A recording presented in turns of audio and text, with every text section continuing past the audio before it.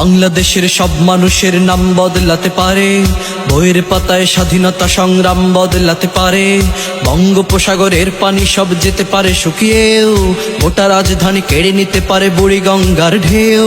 সুন্দরবন কেটে হতে পারে ইটের ভাটার লাকড়ি, শিল্পপতিরা দেউলিয়া হয়ে খুঁজতে পারেন চাকরি।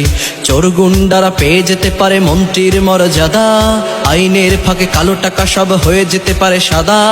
অনেকেই বলে এই দেশ নাকি হুজুগ জাতির দেশ, দফায় দফায় বদলায় এর রং ঢং পরিবেশ।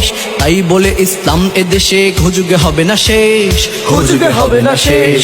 ইসলাম এদেশের পরতে পরতে জনপদে ঘরে ঘরে, ইসলাম এদেশের 90% মানুষের অন্তরে।